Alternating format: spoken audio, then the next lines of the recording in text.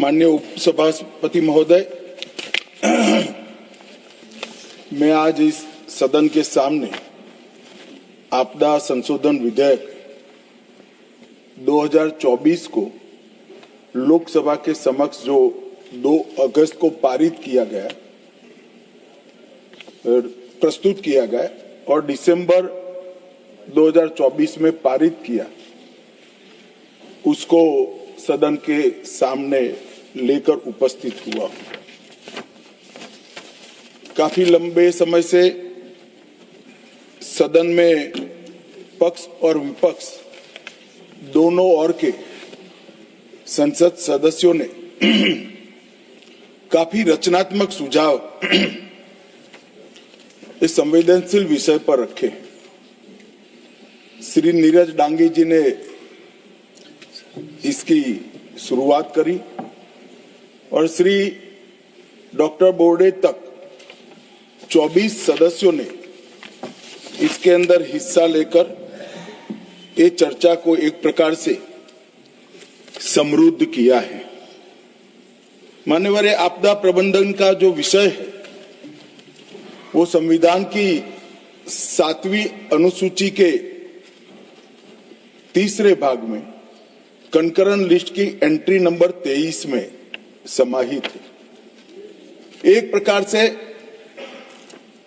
आपदा प्रबंधन केंद्र सरकार और राज्य सरकार दोनों का विषय है। इसलिए कई सारे सदस्यों ने चिंता करी कि इसमें सत्ता का केंद्रीकरण हो रहा है, फेडरल स्ट्रक्चर को हानि होगी। मैं आपके माध्यम से पूरे सदन को और सदन के माध्यम से पूरे देश को, सभी राज्य सरकारों को आश्वस्त करना चाहता हूं कि एक ऐसी लड़ाई है जिसमें न केवल केंद्र सरकार, न केवल राज्य सरकार, पंचायत और हरेक नागरिक को जोड़ने की हमारी मंशा है।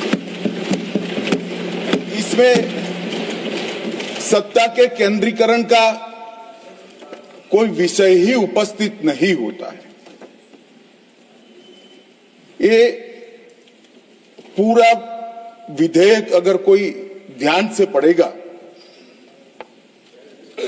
तो हमारी आपदा प्रबंधन के लिए जो लड़ाई है, आपदा के खिलाफ लड़ाई है, वो लड़ाई को एक प्रकार से रिएक्टिव अप्रोच से आगे बढ़ाकर न केवल प्रोएक्टिव अप्रोच, इनोवेटिव अप्रोच और पार्टिसिपेशन करने वाले अप्रोच तक पहुंचाने का ये बिल में प्रयास है। मान्यवर, आपदा जोखिम न्यूनीकरण के लिए देश के सम्माननीय प्रधानमंत्री जी ने 10 सूत्रीय एजेंडा जो विश्व के सामने रखा है, मैं बाद में आऊंगा, मगर मुझे कहते हुए आनंद है कि विश्व के 40 से ज्यादा देशों ने इसका स्वीकार कर लिया है, इसको अपना। न केवल राज्य सरकार और स्थानीय इकाई की सहभागिता, हम समाज की सहभागिता को भी इसमें अपेक्षित रखा है। राष्ट्रीय स्तर के साथ साथ स्थानीय स्तर पर प्लानिंग की इसके अंदर गुंजाइश रखी है और संस्थाओं की शक्तियों और कर्तव्य दोनों का स्पष्टीकरण किया है। कोई भी आपदा के सामने की लड़ाई जब तक संस्थाओं को एम्पावर न करे नहीं लड़ी जा सकती है, और जब तक संस्थाओं को रिस्पॉन्सिबल ना करे तब भी नहीं लड़ी जा सकती। और ये विधेयक को कोई ध्यान से देखेगा तो दोनों करने का काम हमने इस विधेयक के अंदर किया है। मान्यवर, हम सब जानते हैं कि आपदा का सीधा रिश्ता जलवायु परिवर्तन के साथ। तो आपदा न आए ऐसी व्यवस्था करने का सबसे अच्छा तरीका तो ये है कि जलवायु परिवर्तन को हम संभाल कर रखें, ग्लोबल वार्मिंग की चिंता करें। और ये आज भारत में जो बात माननीय नरेंद्र भाई कर रहे हैं वो आज की नहीं है। हजारों वर्षों से भारत इस दिशा में आगे बढ़ रहा है। यज्ञों से प्रकृति को अक्षुण्ण रखने की बात हो या यजुर्वेद के अंदर वर्णित शांति पाठ, जिसमें शांति की जो कामना की है वो सिर्फ मानव तक नहीं रखी, पृथ्वी, जल, जड़ी बूटी, वनस्पति, पेड़ पौधे, पशु और वहां तक कि अंतरिक्ष तक की शांति की हम प्रार्थना करते हैं, क्योंकि जलवायु का संरक्षण। और ये हमारे यजुर्वेद के टाइम से, उस समय से, वेदकालीन समय से मनुष्य और प्रकृति का परस्पर संबंध को हमने स्वीकार किया है। और हमारी सरकार वही परंपरा को आगे बढ़ाने का काम कर रही है। मान्यवर, आपदा प्रबंधन के बारे में भी हड़प्पन सभ्यता हो या सिंधु सभ्यता, सब जगह पुरानी नगर रचनाओं को देखते हैं तो आपदा प्रबंधन के बहुत विशिष्ट प्रयास इसके अंदर इंगित हुए मिलते हैं। मौर्य साम्राज्य को भी पहली हाइड्रोलिक सभ्यता का अब सब लोग इसको स्वीकार करते हैं। हमारे यहां ये विचार नया नहीं है, परंतु जिस तरह से हानि हुई है वो हानि को परिपूर्ति करने के लिए परंपरागत उपायों के साथ साथ, पर्यावरण की देखरेख के साथ साथ हमने आधुनिक उपायों को, विज्ञान को और दुनिया भर की अच्छी प्रैक्टिस को अपनाने का खुला मन रखना चाहिए। ये जो मैं अमेंडमेंट लेकर आया हूं मान्यवर, वो इसी का उदाहरण है। 2005 में पहली बार आपदा प्रबंधन अधिनियम आया। इसके तहत एनडीएमए, एसडीएमए और डीडीएमए का गठन किया गया। अब जब मैं एनडीएमए कहता हूं तब नेशनल डिजास्टर मैनेजमेंट अथॉरिटी की बात है, SDMA state disaster management authority की बात है और डिस्ट्रिक्ट डिजास्टर मैनेजमेंट अथॉरिटी का गठन ऑलरेडी हो चुका है। अब ये चिंता व्यक्त की जा रही है कि पावर का केंद्रीकरण होगा। ये पूरे विधेयक को आप ध्यान से पढ़ोगे तो इम्प्लीमेंटेशन की सबसे बड़ी जिम्मेदारी डिस्ट्रिक्ट डिजास्टर मैनेजमेंट को है, जो राज्य सरकार के अधीन है। इसलिए कहीं पर भी फेडरल स्ट्रक्चर को नुकसान करने की संभावना ही नहीं। इसके आर्थिक सहायता के लिए national disaster response fund, national disaster mitigation fund और राज्य और जिला स्तर कोई फंड की रचना भी की है। मान्यवर, जो पक्षपात का बहुत सारे लोगों ने आरोप लगाया, इसका मैं डिटेल में जवाब दूंगा, परंतु अगर पक्षपात होता है तो 2005 में यूपीए की सरकार के बनाए कानून के कारण होता है। मान्यवर, हमने उसमें कोई परिवर्तन नहीं किया है। और मैं फिर से एक बार सारे सदस्यों को कहता हूं कि वित्त आयोग ने एक वैज्ञानिक व्यवस्था की है आपदा सहाय के लिए। इससे एक काणी पाई भी कम एक भी राज्य को नरेंद्र मोदी सरकार ने नहीं दिया, बल्कि हमने ज्यादा दिया। कुछ सदस्यों ने सवाल उठाया मान्यवर कि क्यों अमेंडमेंट की क्या जरूरत है। मैं उनको बताना चाहता हूं कि समय के साथ जो इमारत की मरम्मत न हो तो इमारत ढह जाती है। नए नए एक्सपेरिमेंट अनुभव होते हैं, नए नए प्रकार की आपदाओं का अनुभव होता है। कुछ छूट गया है, कुछ दुनिया की बेस्ट प्रैक्टिसेस है, और ये सारे चीजों को समाहित कर हम कानून में बदलाव करें तो इसमें क्या आपत्ति है। कानून अगर बदलता नहीं है तो काल बाह्य हो जाता है।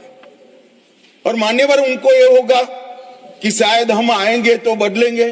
भाई बहुत देर है, 15-20 साल तक किसी का नंबर नहीं लगने वाला। आप जरा भी चिंता मत करिए, जो कुछ करना है हमें ही करना है लंबे समय। मान्यवर, कोविड-19 जैसी वैश्विक आपदा, बढ़ता हुआ शहरीकरण, अनियमित होती बारिश की आपदाएं और जलवायु परिवर्तन के कारण आपदाओं का साइज और स्केल दोनों बदला है। अब अगर साइज और स्केल बदला है तो इसके निपटने के तरीके भी हमने बदलने पड़ेंगे, इसको निपटने की व्यवस्थाएं भी बदलनी पड़ेगी और इसको निपटने के लिए संस्था को हमने जवाबदेह भी बनाना पड़ेगा और शक्तियां भी देनी पड़ेगी। केवल इतने उद्देश्य मात्र से ही इसके प्रभावशाली और समग्र समाधान के लिए ही ये बिल लेकर मैं आज सदन के सामने मान्यवर उपस्थित हुआ हूं। मान्यवर, स्टेक होल्डर्स को हमने पहले से ही अप्रोच किया है।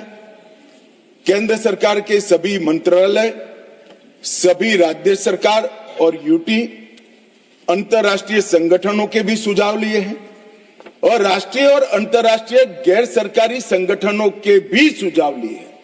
और मैं यहां ये बताना चाहता हूं, हमें मिले हुए सुझावों में से 89% सुझावों को एक्सेप्ट कर एक समग्रता से ये बिल बना। मान्यवर, यहां राज्य सरकार का अपनी पार्टी का प्रतिनिधित्व करना कोई नई बात नहीं है, बुरी बात भी नहीं है, करना ही चाहिए। मगर कम से कम विरोध करते वक्त कहीं ये मेरी राज्य सरकार का सजेशन है या नहीं है, इतना तो देख लेते। आपने ढेर सारे ऐसे सजेशनों का विरोध किया है जो उनकी ही राज्य सरकार ने की है। अब मैं एक एक कर सदस्यों को बुरा लगे इस तरह की कटु बात इस प्रकार के विषय में करना नहीं चाहता, मगर मेरा आग्रह है कि कम से कम सिर्फ बिल पढ़े बगैर मेरी पार्टी का स्टैंड क्या है, मेरी पार्टी की पॉलिसी क्या है, मेरी पार्टी की चुनी हुई सरकार की पॉलिसी क्या है, इसने क्या सजेशन किए हैं, इसको जरा देख ले तो एम्बेरसमेंट न हो। मान्यवर, मैं संशोधन के विषय में जाने से पहले संशोधन के मूल कारणों की ओर जाना चाहता हूं। हम इस विधेयक के माध्यम से रिएक्टिव रिस्पॉन्स से प्रोएक्टिव रिस्क रिडक्शन की ओर जाना चाहते हैं। मैन्युअल मॉनिटरिंग की जगह से एआई आधारित रियल टाइम मॉनिटरिंग की ओर जाना चाहते हैं मान्यवर, और रेडियो पर चेतावनी की जगह सोशल मीडिया एप्स और मोबाइल की चेतावनी की ओर जाना चाहते हैं। गवर्नमेंट लेड रिस्पांस की जगह मल्टी डायमेंशनल रिस्पांस, जिसमें सोसाइटी भी शामिल है, नागरिक भी शामिल है, उसकी ओर जाना चाहते हैं। मान्यवर, डिजास्टर रिस्पांस में क्षमता, तीव्रता, दक्षता और सटीकता, ये चारों को समाहित करने के लिए ये पूरा विधेयक बनाया गया है। और ये तो हम सब ने स्वीकारना पड़ेगा मान्यवर, 10 साल के अंदर जो परिवर्तन आया है डिजास्टर मैनेजमेंट के क्षेत्र में, हम राष्ट्रीय स्तर के साथ साथ रीजनल और ग्लोबल पावर बनकर उभरे हैं, ये पूरी दुनिया स्वीकार करती है। और भारत की ये सक्सेस स्टोरी को लंबे समय तक बनाए रखने के लिए ये विधेयक है। मेरे शब्द प्रयोग को कोई गलती से न समझे, मैं सरकार की सक्सेस स्टोरी नहीं कहता, भारत की सक्सेस स्टोरी को लंबे समय तक बनाने मान्यवर, इससे एनडीएमए और एसडीएमए दोनों प्रभावी बनेंगे। राष्ट्रीय और राज्य स्तर पर, दोनों स्तर पर आपदा डेटाबेस का सृजन होगा।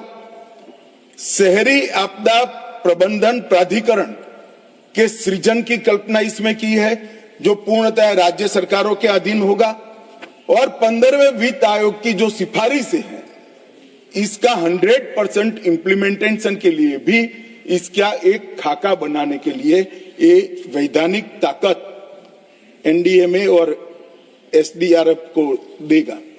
मान्यवर, इसके अंदर ट्रांसपेरेंसी, केवल इंफॉर्मेशन साझा करना ट्रांसपेरेंसी नहीं है, ट्रस्ट, क्रेडिबिलिटी और अकाउंटेबिलिटी, ये तीनों तत्व इसके अंदर डाले गए हैं।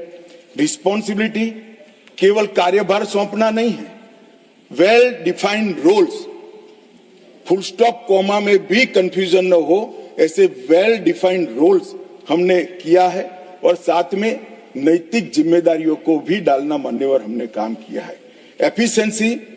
एफिशिएंसी का मतलब पुराने विधेयक में केवल गतिशीलता था, हमने संसाधनों का सर्वोत्तम उपयोग, इसके लिए भी रिस्पॉन्सिबिलिटी फिक्स की। और सिनर्जी का मतलब केवल टीम वर्क नहीं है, हमारी तैयारी, सुप्रबंधन, समन्वय तीनों कर सिनर्जी के साथ ये आपदा के खिलाफ लड़ने का इसके अंदर एक प्रयास किया गया है। तो ये 4 पिलर्स केवल शब्द नहीं है। अब आप इसकी धाराओं को देखोगे तो जब मैंने कहा ट्रांसपेरेंसी, तो धारा 2 इसको विस्तृत किया गया है, जैसे आपदा प्रबंधन, स्थानीय प्राधिकरण, mitigation, disaster risk, evaluation, exposure, recovery, पुनर्वास, शहरी प्राधिकरण, ऐसे नए शब्दों को परिभाषित कर ट्रांसपेरेंसी को हमने सुनिश्चित किया है। और धारा 13 गैर आवश्यक प्रावधानों को भी हटाने का काम ट्रांसपेरेंसी के लिए भी हुआ है। कुछ सदस्यों ने मुद्दा उठाया था धारा 13 को क्यों हटाया, मगर धारा 2 में जो एडिशन हुआ, इसके बाद 13 का कोई औचित्य नहीं रहता है। मान्यवर, रिस्पॉन्सिबिलिटी, जिम्मेदारी, इसके लिए धारा 3, 6 और 10 को लाए हैं, जिसमें एनडीएमए और एनईसी दोनों की रिस्पॉन्सिबिलिटी फिक्स करने का हमने मान्यवर काम किया है। धारा 18 और 22 ये भी रिस्पॉन्सिबिलिटी फिक्स करती है राज्य कार्यकारिणी समिति की, और धारा 56 लापरवाही और अवज्ञा के लिए अनुशासनात्मक कार्यवाही करने की शक्ति देती है, जिससे भी रिस्पॉन्सिबिलिटी फिक्स होगी। धारा 60A आपदा के दौरान निर्दोषों की अवहेलना करना और निर्देशों का संज्ञान न लेना, इसके लिए पेनल्टी का भी प्रावधान कर रिस्पॉन्सिबिलिटी को फिक्स करने का प्रयास किया है। तीसरा मैंने पिलर कहा एफिशिएंसी, कुशलता, धारा 5 जिसमें भर्तियों की प्रक्रिया सुनिश्चित की है। धारा 11 एनडीएमपी की तैयारी, समीक्षा और संशोधन की जिम्मेदारी एनडीएमए को सौंपी है। धारा 23 एसडीएमए की जिम्मेदारी तय की है। धारा 44A आपदा मोचन बल के गठन और एनेबलिंग प्रोविजन किए हैं। धारा 46 राष्ट्रीय आपदा मोचन निधि का अनुप्रयोग और इसको पारदर्शी बनाने की जिम्मेदारी इसमें तय हुई है। धारा 47 राष्ट्रीय आपदा सबंध निधि के अनुप्रयोग के बारे में है और 48 भी इसी के लिए है। और मान्यवर सिनर्जी के लिए नई धाराएं 8A और 8B जोड़ी गई है। एनसीएमसी एचएलसी को वैधानिक दर्जा दिया है। धारा 25 जिला आपदा प्राधिकरण डीडीएमए का गठन किया गया है। सिविल सोसाइटी संगठनों को इसके अंदर स्थान देने का हमने प्रबंधन किया है। 41A शहरी आपदा प्रबंधन प्राधिकरण यूडीएमए का गठन, जो नया विचार लेकर इस विधेयक के माध्यम से मैं आपके समक्ष उपस्थित हुआ हूं।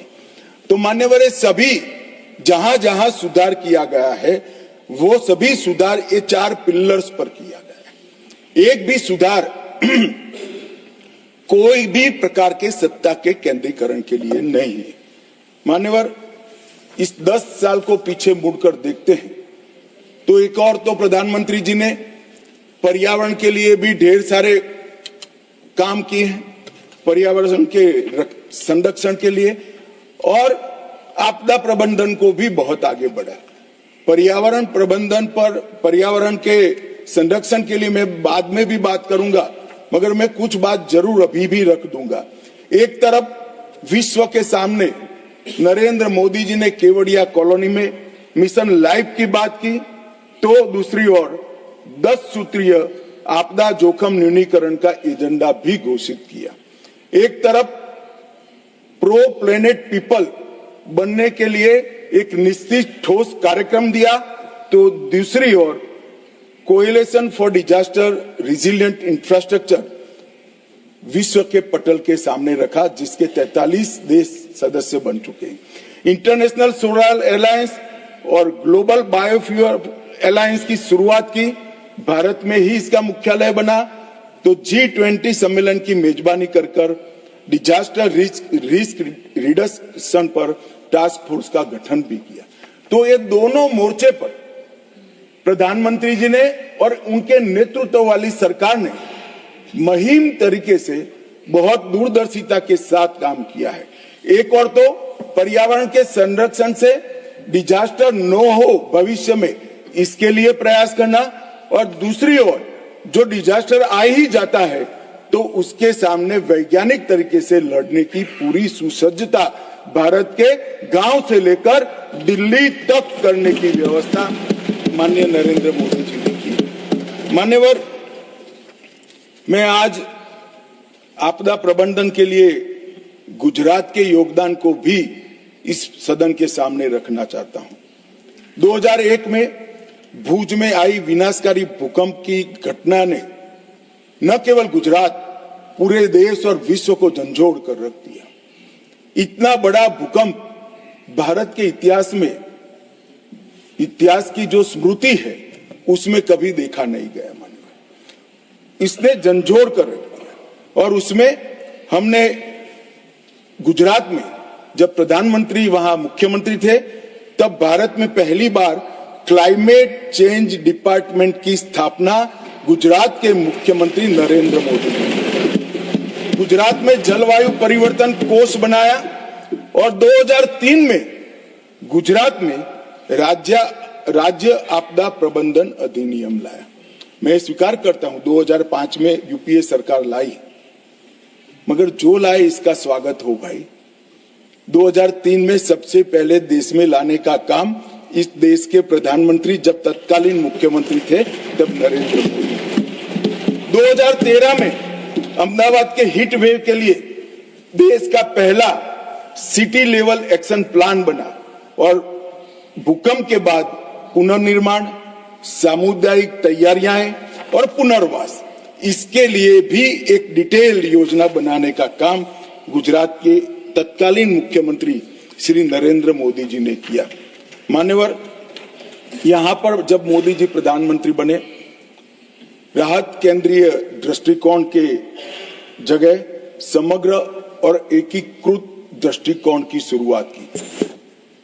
रिएक्टिव की जगह प्रोएक्टिव अप्रोच लिया गया, और मिनिमम कैजुअलिटी का जो लक्ष्य पहले रखा जाता था, इसकी जगह जीरो कैजुअलिटी का लक्ष्य रखकर आपदा प्रबंधन करने की शुरुआत। मान्यवर, आज सरकारें केवल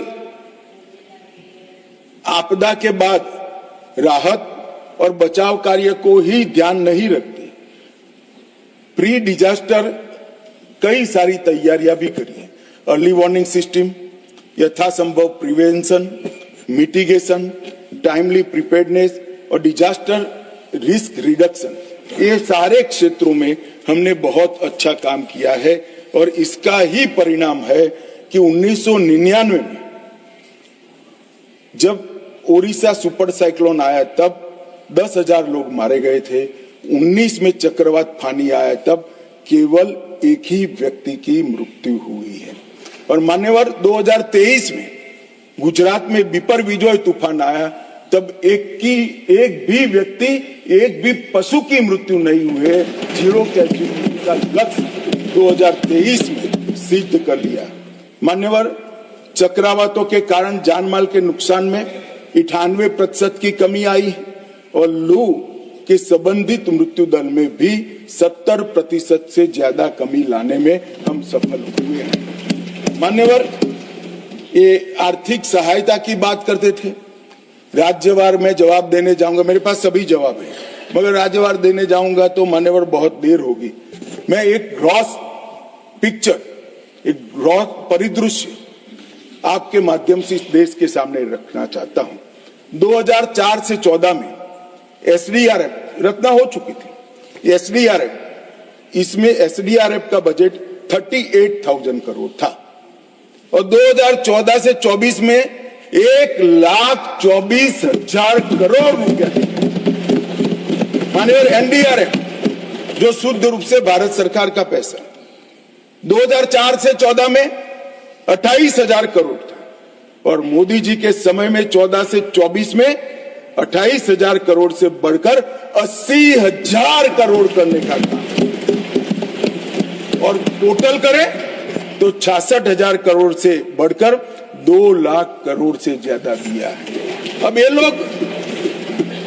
लोग फरियाद कर रहे हैं हमारी, जिनके समय से 3 गुना पैसा हमने राज्यों को और केंद्र की निधि से दिया है। आप लोग फरियाद कर, अरे भैया, बोलने से पहले आपके समय का तो जरा स्टडी करो। आप करो न करो, आईने के सामने खड़े रहेंगे तो चेहरा जरूर दिखाई देगा। आपसे 3 गुना पैसा देने का काम भारतीय जनता पार्टी की सरकार ने किया। मान्यवर, इसके अलावे जो संरचनाएं कुछ उस वक्त थी नहीं, वो हम अस्तित्व में लाए। 250 crore national disaster response reserve बनाया। 2016 में पहला नेशनल डिजास्टर मैनेजमेंट प्लान जारी हुआ, जो पूर्णतः सेंडाई फ्रेमवर्क के अनुरूप है। 18-19 में Subhash Chandra Bose disaster management award की स्थापना की। नेशनल साइक्लोन रिस्क मिटिगेशन का पहला फेज उड़ीसा और आंध्र प्रदेश में 18 में किया। और जो कहते हैं कि सिर्फ एनडीए की चिंता हो रही है, उस वक्त उड़ीसा भी एनडीए नहीं था, आंध्र प्रदेश भी एनडीए नहीं था, दोनों हमारे शासित राज्य हैं। मान्यवर, और जो अंतर मंत्रालय परामर्श टीम भेजी जाती है, एक जमाने में जाने में 6-8 महीना होता है। 2019 के बाद 2020 या 21 में गृह मंत्रालय ने निर्णय किया कि पहले जाकर इमीडिएट जायजा लेंगे और 5 वर्ष में 10 दिन के अंदर हमने 97 आईएमसीटी की टीमें भेजकर तुरंत सहायता करने का प्रावधान भारतीय जनता पार्टी की नरेंद्र मोदी सरकार ने किया है। मान्यवर, एनडीआरएफ की 16 बटालियन कार्यरत है। आज एनडीआरएफ का जो ड्रेस है, मैं कलर कहूंगा तो थोड़ा तकलीफ आएगी, मगर कह ही देता हूं, एनडीआरएफ के भगवे कलर के कपड़े देखकर लोगों को शांति हुई कि ये आ गए, हम बच जाएंगे। और न केवल देश में, पूरे दुनिया में हमने एक काम किया है। और इसके अलावे मान्यवर, कुछ नए इनिशिएटिव लिए गए। भूस्खलन जोखिम प्रबंधन के लिए कार्यक्रम बनाया गया। ग्लेशियर लेड आउटबर्स्ट फ्लड, इसके लिए भी कार्यक्रम बनाया गया। नागरिक सुरक्षा और प्रशिक्षण क्षमता निर्माण का भी कार्यक्रम लिया गया। और मान्यवर, कई सारे एनडीआरएफ ने इंटरनेशनल अभियान भी किए हैं। मान्यवर, Honorable Home Minister, honorable members, we are clocking 6 p.m. today. If the House agrees, we may sit beyond 6 p.m. today till the disposal of the Disaster Management Amendment Bill 2024. Do I have the leave of the House to extend the sitting beyond 6 p.m.? Honorable Home Minister. धन्यवाद सभापति महोदय।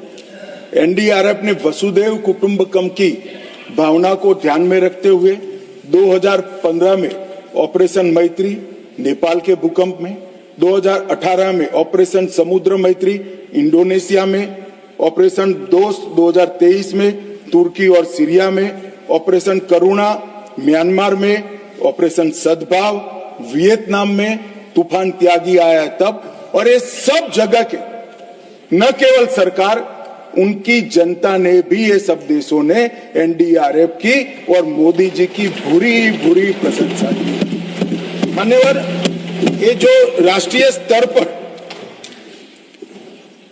हमारे आपदा प्रबंधन को स्वीकृति लाने का काम एनडीआरएफ ने किया है, मैं आज इस सदन के माध्यम से एनडीआरएफ के सभी जवानों को बहुत बहुत साधुवाद देना चाहता हूं। मान्यवर, हमने हमारे डिजास्टर मैनेजमेंट और डिजास्टर रिस्क रिडक्शन को पैना बनाने के लिए Japan, Tajikistan, Mongolia, Bangladesh, Italy, Turkmenistan, Maldives और उज्बेकिस्तान, इस सब के साथ समझौता ज्ञापन किया है। इस सब की भौगोलिक परिस्थिति में कोई न कोई ऐसा डिजास्टर है जो भारत के अंदर भी संभव है, तो हमारे बेस्ट प्रैक्टिसेस का फायदा उनको पहुंचे और उनके यहाँ जो व्यवस्था है वो हमारे लिए लाने के लिए हमने ढेर सारा काम किया है। न केवल समझौता ज्ञापन किया है, 15, 16, 19, 20, 23, इसमें हमने यहाँ पर अंतर्राष्ट्रीय गोष्ठियां भी आयोजित की है। 15 में सार्क की, 16 में ब्रिक्स की, 19 में एससीओ की, 20 में बिम्स्टेक की, 23 में एससीओ की, और ये सारी गोष्ठियों में राष्ट्रीय और अंतर्राष्ट्रीय स्तर के ढेर सारे आपदा प्रबंधन के विशेषज्ञ आए, जिन्होंने सारे देशों के समूहों को आपदा प्रबंधन के माध्यम में, आपदा प्रबंधन के क्षेत्र में इनके अनुभवों को और ज्ञान को समृद्ध करने का काम किया है। सीडीआरआई की बात मैं बहुत संक्षिप्त में करना चाहता हूं। मान्यवर, सीडीआरआई आपदा प्रबंधन के क्षेत्र में भारत के वैश्विक नेतृत्व का उदाहरण है। 23 सितंबर 2019 में न्यूयॉर्क में संयुक्त राष्ट्र के क्लाइमेट एक्शन समिट में मोदी जी ने इसकी विचार रखा और भारत में ही इसकी स्थापना की गई। अब तक 42 देश और 7 अंतर्राष्ट्रीय संगठन सीडीआरआई की सदस्य ले चुके हैं और वैश्विक स्तर पर नेतृत्व को प्रस्तापित करने का काम सीडीआरआई के माध्यम हुआ। मान्यवर, एक आपदा मित्र योजना, इसके माध्यम से हमने 350 डिजास्टर प्रोन जिलों में 370 करोड़ से 1 लाख कम्युनिटी वॉलंटियर्स, उसका एक फोर्स बनाया और भारत आपदा संसाधन नेटवर्क पोर्टल पर इन लोगों का रजिस्टर करा।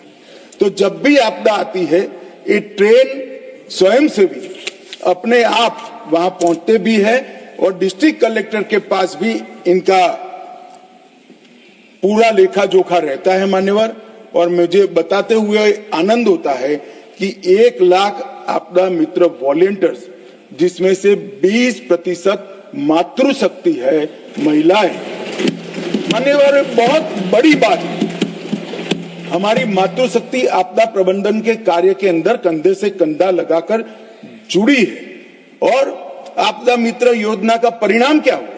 78,000 व्यक्तियों को बचाया गया, मतलब उनको अलग जगह पे ले जाए गए, और 129 लोगों को जो दबे हुए पड़े थे, जिनको कोई करंट लग गया था, उनको समय पर अस्पताल में पहुंचाकर उनकी जान बचाने का काम ये आपदा मित्र योजना ने हुआ है। अब इस बजट के अंदर एक नए लक्ष्य समूह में इसको विस्तार दे रहे हैं। 470 करोड़ से युवाओं को इसके साथ जोड़ने के लिए 1300 से ज्यादा प्रशिक्षित आपदा मित्र को मास्टर ट्रेनर के रूप में काम दिया है, जिसमें एनसीसी, एनएसएस, नेहरू युवा केंद्र संगठन और भारत स्काउट एंड गाइड के लोग 2,37,000 नए आपदा मित्र को प्रशिक्षित करेंगे, जिससे कुल संख्या हो जाएगी 3,37,000 कम्युनिटी वॉलंटियर्स की संख्या। एक बहुत बड़ी फोर्स हमारे पास मान्यवर। कई सारे ऐप्स बनाए हैं, कुछ सदस्यों ने जिक्र किया है, फिर भी मैं बता देता हूं। मौसम जो IMD के लिए है, मेघदूत वो बारिश के लिए है, फ्लड वॉच बाढ़ की स्थिति के लिए है, दामिनी लाइटनिंग स्ट्राइक के लिए है, पॉकेट भुवन जो वॉइस नेविगेशन का ऐप है, सचेत जो जियो टारगेटेड अलर्ट करता है, वन अग्नि जंगलों की आग के लिए है, समुद्र महासागर की जानकारी देता है, भूस्खलन अध्ययन की नोडल एजेंसी बनी है, और इंडिया क्विक भूकंप के मापदंडों को ऑटोमेटेड प्रसारण करने का काम करता है।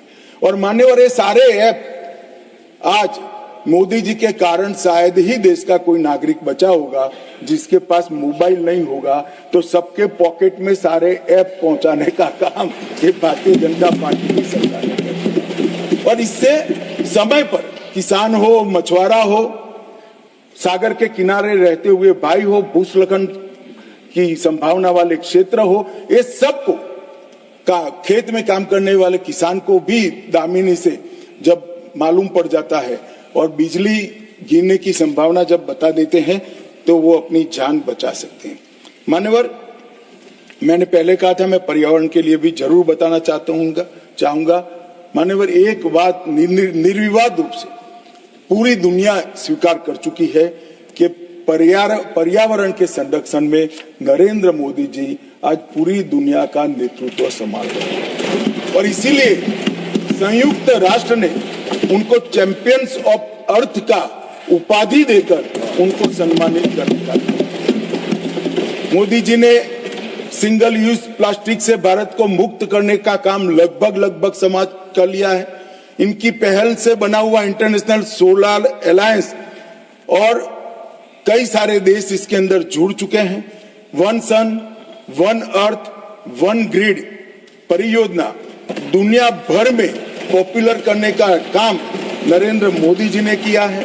दुनिया भर में सोलर एनर्जी साझा करने के लिए इंटर रीजनल एनर्जी ग्रिड का निर्माण करने का काम भी शुरू हो चुका है। एक पेड़ माँ के नाम से अपनी माँ का ऋण चुकाने के लिए करोड़ों लोगों ने श्रद्धा के साथ धरती माता और अपनी माता को ऋण चुकाने के लिए पेड़ को बोने का काम किया है। मान्यवर, एनर्जी की मैं बात करूं तो 2070 तक नेट जीरो कार्बन एमिशन ये लक्ष्य भारत ने रखा है। मोदी जी की पहल से बना international solar alliance, global biofuel alliance और 2025 तक 20% ब्लेंडिंग का जो लक्ष्य था वो हमने सिद्ध कर चुके हैं। आज 20% इको फ्रेंडली ईंधन हम सबकी गाड़ी में होता है। मान्यवर, 10 करोड़ उज्ज्वला गैस कनेक्शन देकर हमने कंडे और कोयले का जो धुआं जाता था उसको रोकने का काम किया है। स्वच्छता अभियान को 39% से बढ़ाकर 100% सैनिटेशन कवरेज तक पहुंचे हैं। नमामि गंगे के तहत 400 प्रकल्प शुरू हो चुके हैं। सीवरेज और घाटों का ये 400 प्रकल्प में से 125 प्रकल्प का काम पूर्ण हो चुका है। पीएम प्रणाम पृथ्वी माता के पुनरुद्धार के लिए केमिकल फर्टिलाइजर का उपयोग कम करने के लिए एक बहुत बड़ी योजना लेकर आए हैं। गोवर्धन स्कीम, वो कंडों में गोबर को बदलाव करने की जगह इससे गैस बनाकर और प्राकृतिक खातर बनाकर हम धुआं भी कम कर रहे हैं और हमारी मातृभूमि का संरक्षण करने का काम भी मान्यवर कर रहे हैं। और इसके साथ साथ पीएम सूर्यघर योजना और advance automotive technology product electric vehicle, उसको भी 26,000 करोड़ का बजटीय प्रावधान किया गया है। ग्रीन हाइड्रोजन मिशन, उसने मान्यवर एक नए प्रकार की ऊर्जा पूरी दुनिया में बढ़ने का काम किया है। मान्यवर, ये जो मैं 2005 के कानून में सुधार लेकर आया हूं, वो सुधार के उद्देश्य और वो सुधार के पहले 10 साल के अचीवमेंट मैंने बताए। माने अगर चर्चा में कुछ चीजें आई है जिसका जवाब देना मेरे लिए बहुत जरूरी बन जाता है। मान्यवर, अब जिन जिन लोगों ने जिक्र किया है वो जरा मुझे धैर्य से सुने ऐसा मेरा उनको विनंती है। मान्यवर, 2019 का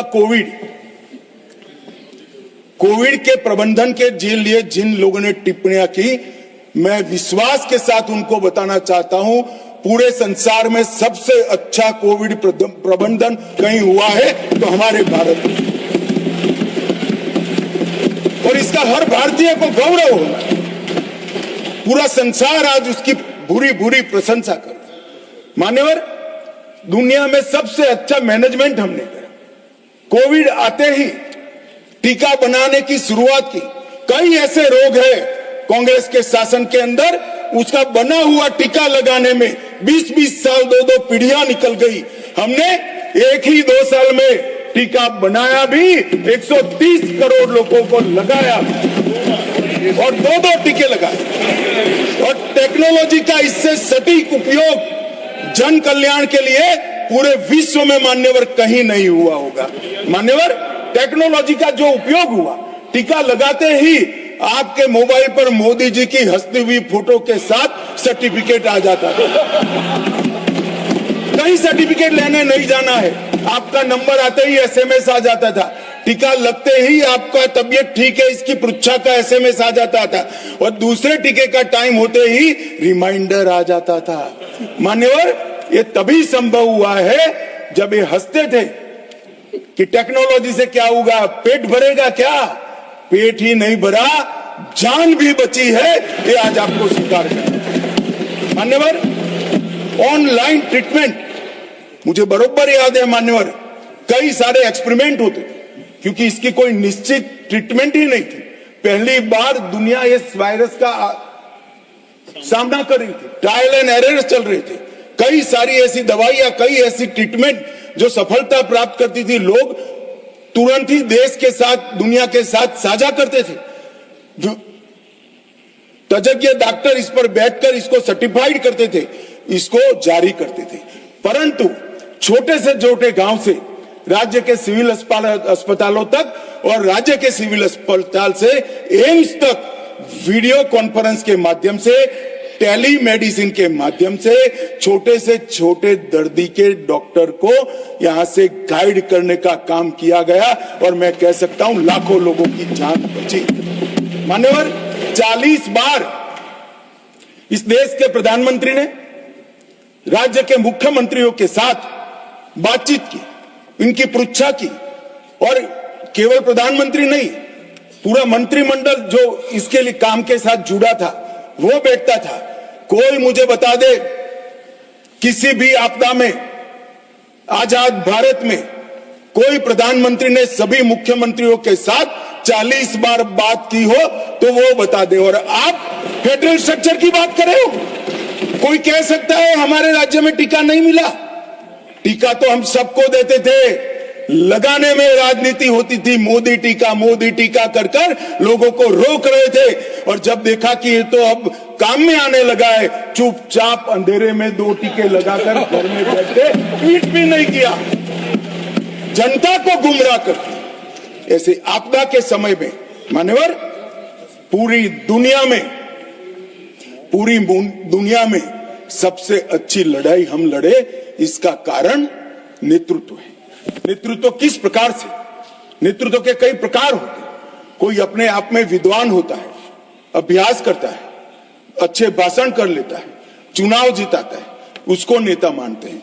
मगर मैं नेता मानता हूं क्योंकि हम सफल इसलिए हुए कि पूरी दुनिया में सरकारें कोविड-19 के खिलाफ लड़ रही थी। हमारे यहां केंद्र सरकार, राज्य सरकार और 130 करोड़ की जनता सभी लड़ रहे हैं। इसका नाम नेतृत्व होता है।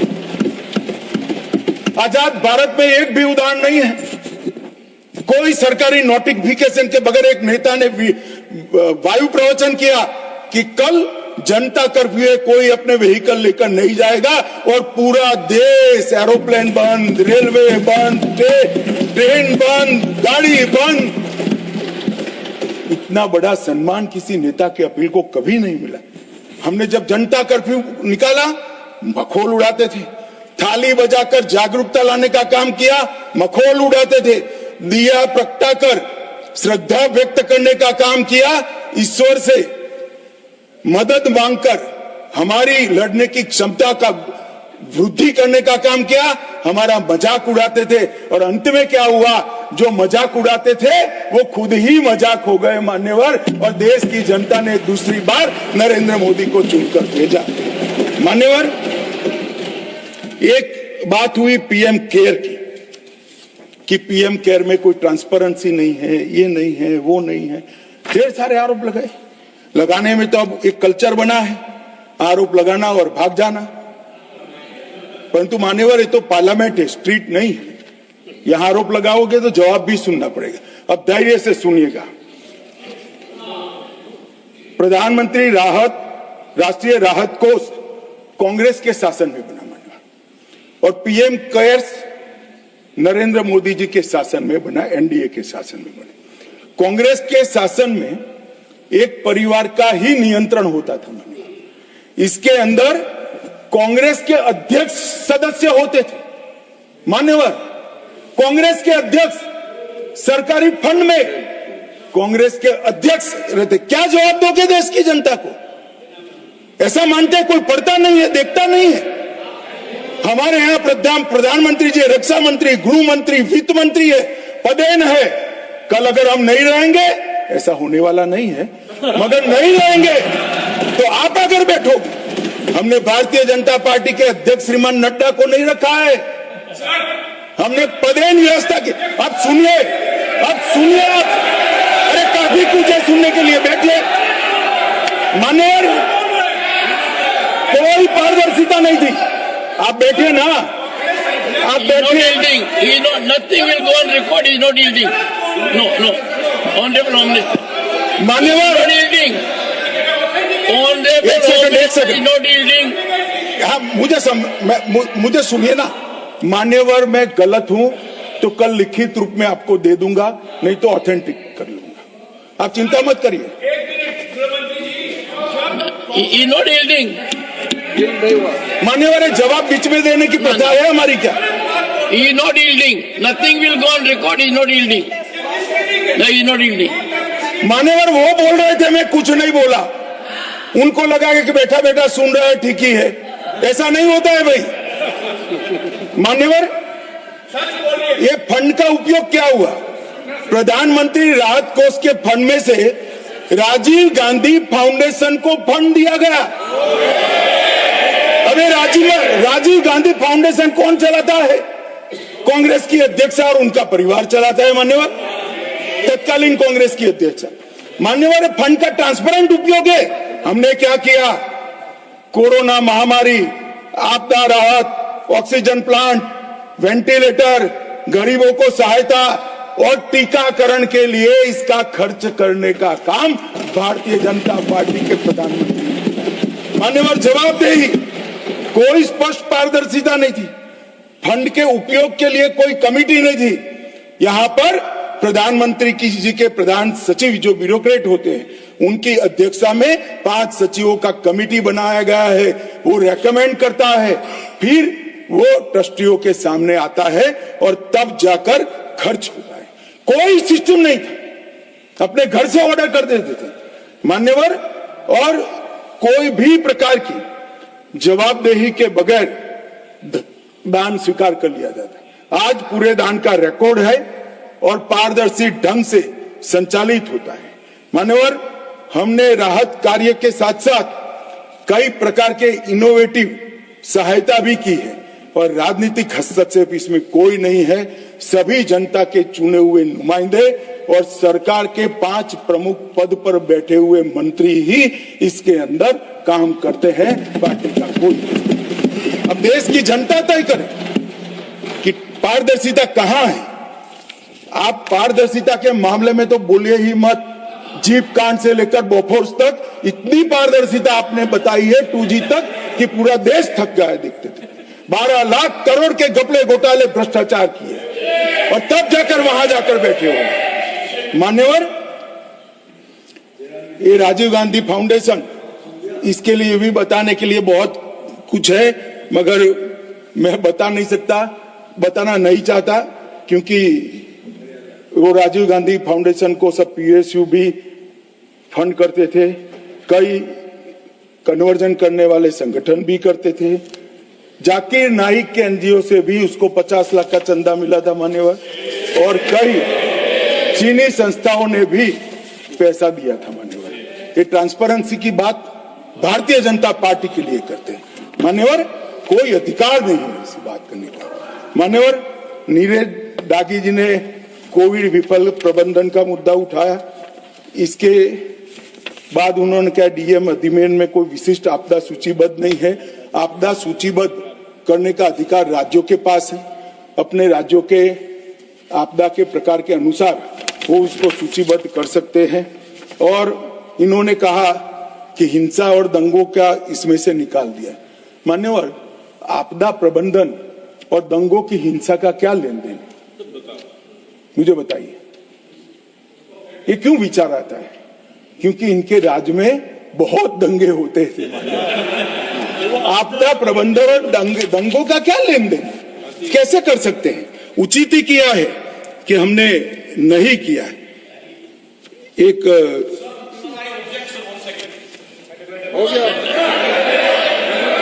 मान्यवर,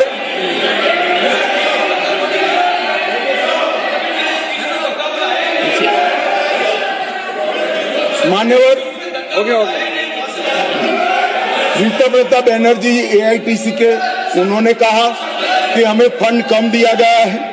यूपीए सरकार जिसमें ममता जी थी, इससे 367% ज्यादा फंड भारतीय जनता पार्टी की सरकार ने। मान्यवर,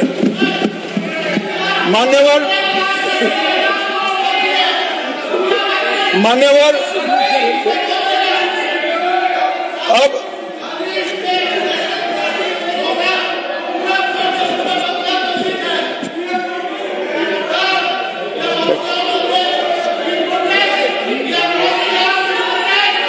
मान्यवर, उनको सुनना है क्या? आप प्लीज मुझे संरक्षण दीजिए, उनको बिठाइए। Honorable members, please take your seat. This is not our culture. I am happy that leader will take care of you. Please, no, take your seat. Take your seat. Okay. Take your seat. I do not appreciate disturbance in the house.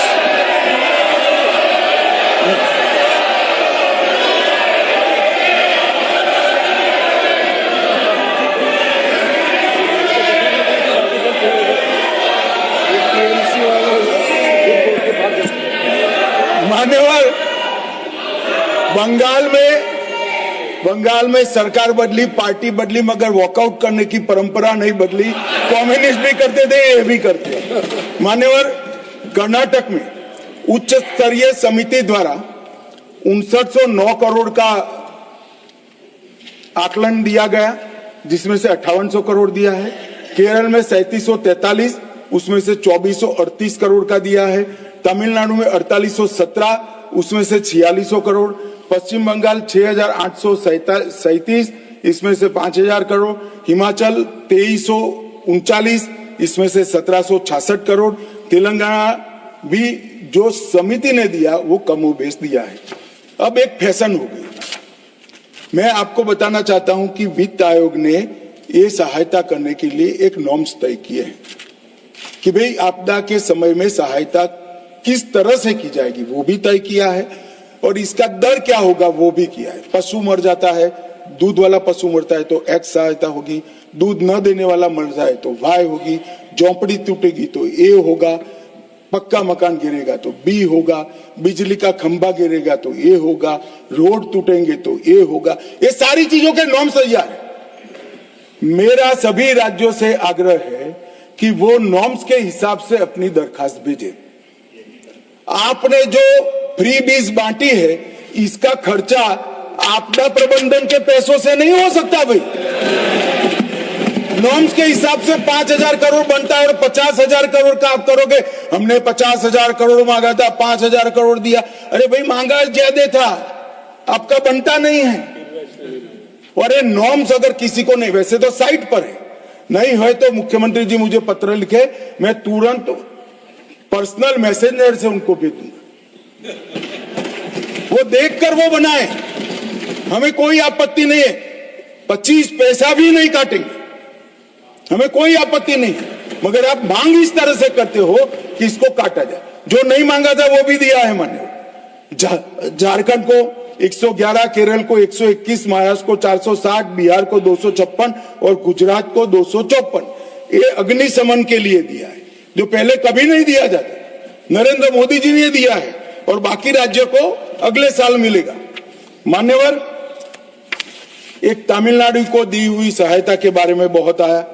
हमने total 2028 crore रुपया 19 से 24 के बीच में दिया है और भरपूर सहायता की है मान्यवर। इसके साथ साथ थम्बी दुराई जी चिंता कर रहे थे कि एक अलग प्रकार की आपदा आ गई है, शराब का फ्लड आया। थम्बी दुराई जी, आप इसका तो यहां रास्ता नहीं निकलता।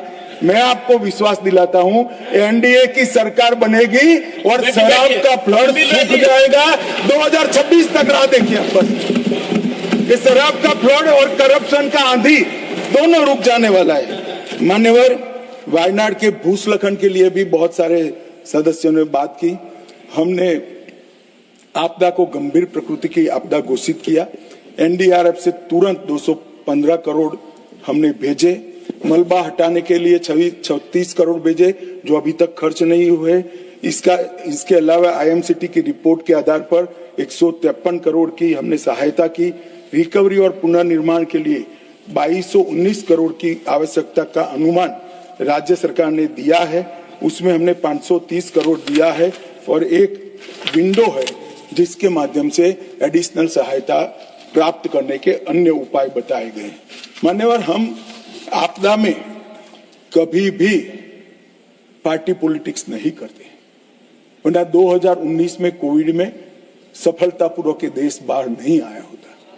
मैंने देखा है, रात को 1 बजे भी किसी सीएम का फोन आता था तो प्रधानमंत्री जी का फोन आ जाता था कि वहां टीका खत्म हो गया है, कल पहली फ्लाइट से टीका वायुसेना के जहाज से। ये संवेदनशीलता मान्यवर। ढेर सारे ऑक्सीजन बनाने के मशीन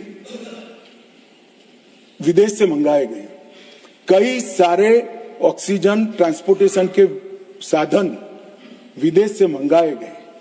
ये सारी चीजें सभी राज्यों के लिए उपयोग में आई है। इसमें हमने भाजपा का राज्य, यूपीए का राज्य, एनडीए का राज्य ऐसा नहीं करा है, क्योंकि केंद्र सरकार के लिए केरल का नागरिक भी हमारा है, लेह और लद्दाख का नागरिक भी हमारा है, गुजरात और यूपी का नागरिक भी। केंद्र सरकार कभी इस तरह से नहीं देख सकती। ये हमारी पार्टी का कल्चर नहीं है मान्यवर, परंतु सभी लोग सोचते हैं, क्योंकि सोचने की एक पुरानी आदत पड़ी थी। जब वो सत्ता में थे तब किस तरह से करते हैं, मगर मैं स्पष्टता करना चाहता हूं, रिकॉर्ड क्लियर है मान्यवर। हम आपदा के काम में और सरकार के संसाधनों के वितरण में कोई पक्षपात नहीं करते। संवैधानिक व्यवस्था से ही होता है, किसी को शंका रखने की जरूरत नहीं। मान्यवर, आज जो मैं बिल लेकर आया हूं, इसमें टेक्निकल कैपेबिलिटी बढ़ाने का तो प्रावधान है ही, ह्यूमन कैपेसिटी पर भी हमने इसमें ध्यान रखा है।